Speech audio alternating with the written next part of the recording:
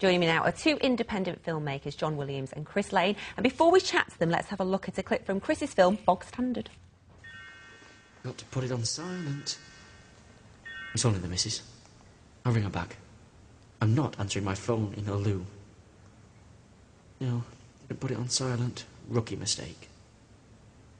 I hate the loos in this place. Wish I was on my own loo, with a good comic. Amazing Spider-Man number 50. Cost me a small fortune, but... Flipping egg. Must be urgent. She hates leaving voicemails. I best finish up. Oh, no. So, Chris, that's your short film, isn't it? Yep. We can see where you got the name from.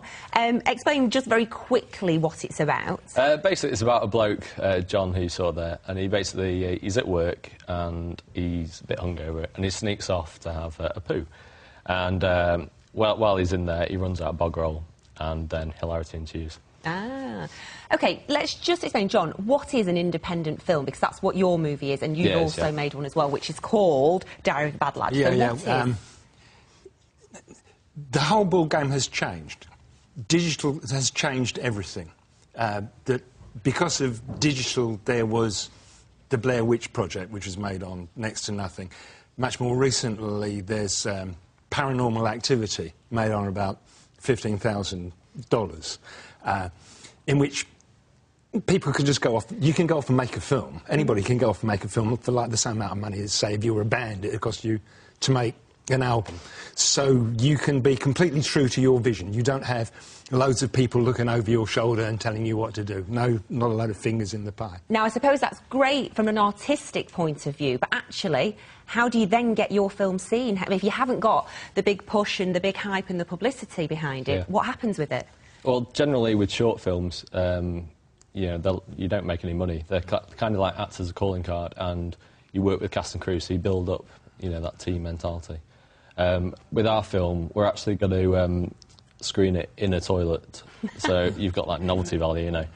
But how many people will come to I mean, how big is the toilet? How many people are you expecting? Well, we're expecting, like, near about 120, something like that. That's a big loo. Yeah, but it's going to be on a rota, so mainly drinks, you know. We'll have time slots, like quarter-hour slots and things. OK. And when will that be, and how can people hop along if they want to? You have to join the Facebook group. We're going to announce it at the weekend. Oh, so, interesting. There's a bit of a scoop there for us. Indeed. When it comes to independent films, how easy are they to make? And do we need a bit of help, really, to be artistic here from the government? Diary of a Bad Lad, for example, is made in people's spare time. There have been several features made over the past few years in the Northwest.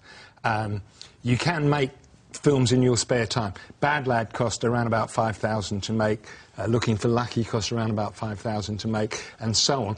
The problems are that this isn't the same as Hollywood feature films. For Hollywood, things like BBFC certificates are part of the way that they market the films. They make it as a PG film. They expect to get a PG. It tells the audience what to expect, and so on.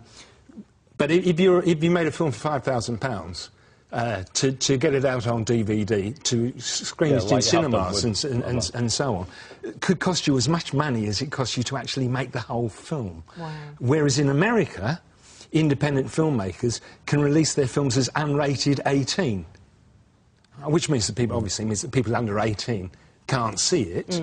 But if what you're doing is making film for the adult audience, and I don't mean the porn audience, I mean you're treating film like grown-ups. You're making like the film equivalent of novels and so on. You're more serious about what you're doing. In America, you don't have all these huge fees that you have to pay. And if we had the same thing in this country, and they do have the same thing in Denmark, Norway, Germany, and so on. This is very common. It'd be the equivalent of giving everybody £4,000 as a contribution towards going to go and make it. You've already seen that it costs nobody any money at all. Wonderful. Well, guys, unfortunately, time has run away with us there. We really got quite in-depth about it all. But if people want to know about your film, they can look on our website and we'll let them know, or they can join your Facebook group. OK, guys, thanks very much.